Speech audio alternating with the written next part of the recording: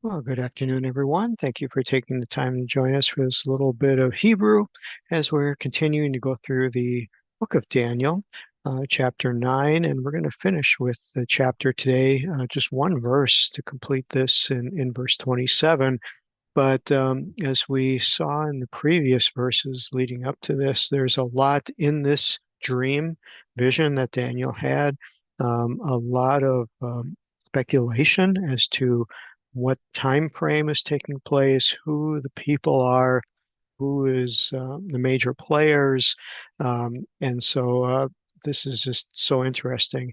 Um, we last week showed you kind of a chart graphic of what's accepted in Christianity as to how these Daniel 70 weeks plays out. But again, what we want to do first here is take a look at the Jewish Hebrew version of the JPS publication, and look at what their sages and commentators say, and then we'll go back to that chart and go back to just a little bit of a um, parallelism of the Christianity view of it. So, looking at your screen, see on verse 27, I have it highlighted, and he shall make a firm covenant with many for 1 week. So, who is it speaking about? It's about someone who's in charge, someone who's in a place of great power, and he is working with his subjects, those that are underneath him, and made a covenant for 1 week. What is this time frame? We know it's not just 7 days as we know it. More likely, it's a period of 7 years, is what all of the commentators would say.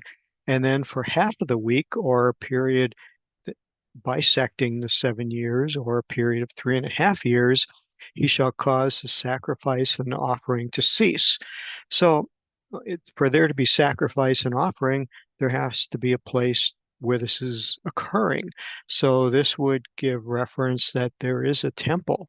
Now, when we look through the Jewish side of it, they'll probably make reference and will make reference to the temple that existed at the time of the millennial, time of Christ, that again, the temple was destroyed in 70 AD. Um, so again, just remembering that there is a temple there, there's sacrifices occurring on it, and the sacrifices will cease. And then there's some just beautifully poetic and very mystifying language. And upon the wing of detestable things shall be that which causeth appallment. Just very rich words here that we'll have to take a look at. And that until the extermination wholly determined be poured out upon that which causes appallment. So, wow, just big words, rich words that we'll come back and take a look at a little bit later. So, going down to the commentary as found in the JPS, Jewish Publication Society, they make reference to a firm covenant, and this would be a covenant that is strong, a covenant. And so they suppose here that if the prince or this person in charge making the covenant was Antiochus, there's an allusion to cooperation that he obtained from apostate Hellenizers, which were Greek. Hellenization is a Greek terminology of bringing in lots of knowledge. Along with it, all of the sports, uh, the Olympics were given to the Greek, and the Hellenization, and it's more of a type of life that is focused on self-service and self-pleasure. So again, we'll see some parallels between Hellenization in that time and what is Hellenization in our society today. So, talking about if this is Antiochus among the Jews, and then they're saying, well, if it's Vespasian, um, it would then be referring to a 7 year period, 1 week. So they're also, putting together the 7 years being 1 week, which is similar to what Christians do. And then it refers to something that historically took place with the Jewish leaders, assuring them of peace, and but then it would be broken half the period had elapsed. So they're making reference to a time when this, they feel, happened in antiquity, happened in history. So then they go forward to half of the week and they break this down also to 3.5 year period. Speaking of Antiochus, this indicates a period between 168 and 165 BCE when he suspended temple service. This is historically proven. There were many challenging things that came about in the Jewish timeline when the Greeks came in and desecrated the temple. This is just prior to the time of the Maccabees. You'll know that the Feast of Hanukkah is tied in with the Maccabees when they rose up and they took over the temple, reclaimed it back from the Greeks, and reinstituted temple service until the time of 70 AD when the Romans destroyed the temple. And then here's where this gets just even more fun as we look in and they examine this phrase called upon the wing of detestable things. And it's even acknowledged by some of the best biblical scholars, the Jewish people and Hebrew scholars, that this is one of the most baffling passages in the book of Daniel. And they bring out detestable things. The term used applies to idols, idolatrous subjects. Okay, good to keep that in mind. But the Jewish commentators take the word wing as a figure of speech signifying an elevated position, as maybe as a wing causes a bird to rise up and go above things. Wings are often thought of metaphorically as something that elevates you, so that makes sense. And upon an elevated position, there will be detestable things, and he will place them. Image, which causes there to be appallment. Um, and then finally, to close out the chapter, an extermination wholly determined. And they say this is reminiscent, give a reference to Isaiah chapter 20, verse 23, and I'm sorry, 10, verse 23, and 28, chapter 28, verse 22. And so, again, there are references, overlaps between the prophets as they talk about what's going to happen in the end times and the end of days. So, with that foundation, let's go and take a look at this pictograph here of the prophecy of Daniel. What we're making reference to is this area right here that I'm circling with the cursor, which is 7 years, relating to 1 week. In Jeremiah chapter 30, verse 7, it's called the time of Jacob's trouble. It also has some references here of Matthew chapter 24, verse 21, and Revelation chapter 11, verses 2 and 3. And again, a lot of speculation, a lot of biblical prophecy. I don't claim to be knowledgeable in that in any way. I'm just sharing with what has been taught to me through the years that I've been involved in study, going to church, hearing sermons. Most of it all follows, very similar guidelines. We talked about the rapture last week. Um, you know, much speculation on whether this rapture is very generally alluded to. There are definite verses that talk about something happen, catching away. A lot of speculation on to maybe not how it happens, but when it will happen. As we spoke last week on, will this occur before the tribulation period? It's called pre-trib in church speak. Will it occur during the middle of the tribulation, called mid-trib? And then there's some who feel it will come after the tribulation, which is post-trib. Um, Valid arguments for any of the positions that are taken. Why would God pour out his wrath upon his church, his bride?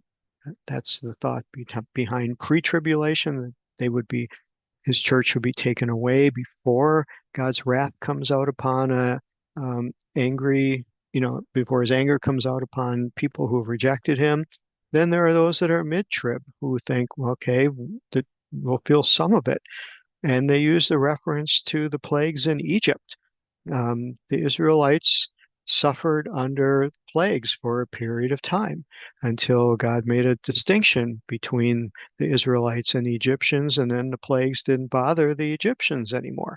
So that's a very strong point for maybe mid-tribulation. And then there are those who look at it as a tribulation will be a refining period. It'll be something where people who are Christians will be tested and tried, and that you have to stay strong. And those who are weak in their faith, will be caused to fall away. Again, lots of uh, support behind that part also. So again, the only thing we can do is make sure we are ready and uh, prayerfully seek the scriptures, seek guidance, seek God's Spirit to lead us, that we are living every day into the realm of being ready for the Lord to come at any time and being prepared for whatever comes our way. As we know, today we're seeing incredible things in the world, in Israel, in the Middle East, in the nations. What we do know about this Antichrist, in order to be in power, is he will be a one world leader. And that means that other governments are not in power anymore, and that forms of government, perhaps, can a democracy exist in the midst of a dictatorship, and will democracies fall? There's also thoughts that the governments, as far as economic systems, will fall, and then this Antichrist person will come in as the one who's going to fix everything and save everything and rescue everyone. And people will be so fed up with their own governments and political systems, and they've lost all their wealth because of the economic collapse. And so they will flock to this person who is charismatic and seemingly having all the answers and seemingly can deliver everything they're looking for. Um, how will this happen? What kind of person will this be? Um, do we see signs of that occurring today? I'm going to ask it as a question, of course, and because we all see things from a different viewpoint. Sometimes we see things as one man's trouble as another man's, terrific. And so, but you can see that there are just shades of this occurring. And, we just don't know how long this will go on. We just pray for God's mercy to guide us and to help us and to try to find out what is his kingdom's work, and to be able to follow his pathway and not be distracted in the wrong way. Um, that's my challenge, my prayer desire. And so that's how I feel during this time that we're in, and whatever is going to come, that God would give us the strength to make the right choices and to follow his pathway and his kingdom's choices. So that's encompassed in this chart here. Um, this will take place. Of course, the temple will be there. There'll be sacrifices. We know that there are plans. We read about it. You can Google the third temple. One of our readers last week asked after the session that we had, what about the third temple and so forth? Well, in some ways, the third temple is God's people, that he dwells within us right now, and that we are his third temple, the temple built without hands, and that he's living in us. But yet we know simultaneously there is a movement in Israel right now where the um, Orthodox or Haredi Jewish people have been uh, acquiring all of the means, all of the furniture, preparing and gathering funds and resources to rebuild another temple. And the building of these temples is another very interesting form of biblical study, because Solomon's temple was the first one that was built with God's direction, but yet Solomon didn't build it according to God's plan. He changed materials, he deviated. And so there's never really been a temple that has been built the way God wanted it to be built, other than the tabernacle in the wilderness that Moses built. And then, of course, Solomon's temple was destroyed. It was rebuilt by Ezra. Um, Nothing really changed. He didn't have any new direction and guidelines on how to build it. He just rebuilt it. And then it was destroyed again. And then Herod came and rebuilt it the way he wanted it to be built. And so, whatever plans are in being made for this next temple to be built in Jerusalem, it's obviously not God's direction. The Jewish people feel that the Messiah will come and he'll have the plans. That's one of the keys they're looking for in this Messiah that the Jews are looking for, is that he will have the plans on how to rebuild the next temple. And so, um, how will this all occur? Right now, that area in Jerusalem is very hotly contested. I mean, the Dome of the Rock is there, controlled by the Muslims. Um, how will that coexist, or will it be destroyed? What kind of upheaval will arise? It's just very much a volatile situation. And so all of these things are all signs that we can watch for and look for as we are continuing to just monitor this time frame that we're living in. So going back to Daniel here, and looking at the Hebrew language, verse 27 says, he shall confirm a covenant with many for 1 week. The word week is Shavua, so nothing mystical about that word. The edict or the covenant is Echad, one